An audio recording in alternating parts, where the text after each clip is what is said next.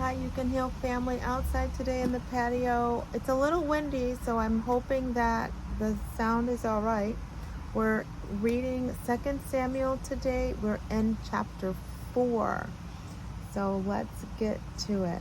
When Ishabeth, I know I pronounced that wrong. Ishbosheth heard about Abner's death at Hebron, he lost all courage, and his people were paralyzed with fear. Now there were 2 brothers, Banan and Rechab, who were captains of Ishabeth's reigning parties. They were sons of Ramon, a member of the tribe of Benjamin who lived in Barath. The town of Barath is now part of Benjamin's territory because the original people of Barath fled to Gittaim, where they still live as foreigners.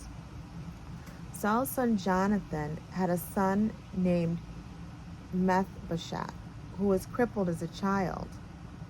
Oh, he was 5 years old when Saul and Jonathan were killed at the Battle of Jezreel.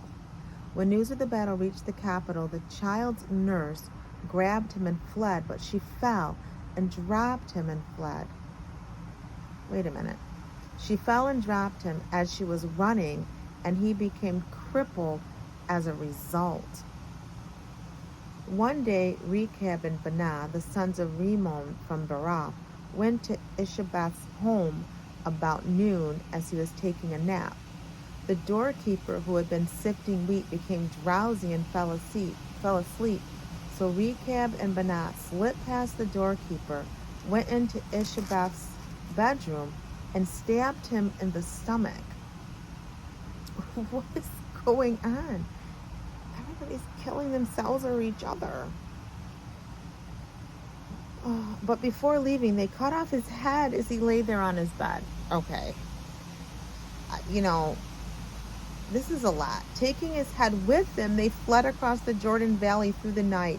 They arrived at Hebron and presented Ishbosheth's head to David. Look, they exclaimed, here is the head of Ishabeth, the son of your enemy Saul, who tried to kill you. Today the Lord has given you revenge on Saul and his entire family. I don't think David's going to be too happy with this. Oh my God. It says in verse 9, but David said to Rechab and Baanah, as surely as the Lord lives, the one who saves me from my enemies, I will tell you the truth. Once before, someone told me Saul is dead, thinking he was bringing me good news. But I seized him and killed him at Ziklag. That's the reward I gave him for his news. Now, what reward should I give the wicked men who have killed an innocent man in his own house and on his own bed? Should I not also demand your very lives? So David ordered his young men to kill them, and they did. They cut off their hands and feet. Wait, it gets even grosser. And hung their bodies beside the pool in Hebron. Then they took Ishbosheth's head and buried it in Abner's tomb in Hebron. As much as Saul wanted to kill David, David is not happy that everybody's trying to, get revenge for him. Listen, this is some cutthroat stuff, okay? This is some cutthroat stuff.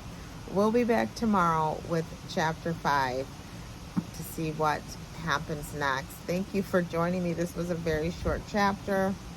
Let's take a look down. The commentary for verses 6 through 9 say David's capture of Jerusalem and the transfer of its capital was a judicious move. Neither Hebron in the extreme south or Mahanaim east of the Jordan River, where Ishabeth had his capital, was suited to be the capital of the United Nations. Jerusalem was located near the center of the United Kingdom and Benjamin, Saul's tribal territory. The terrain allowed the city to be easily fortified and defended.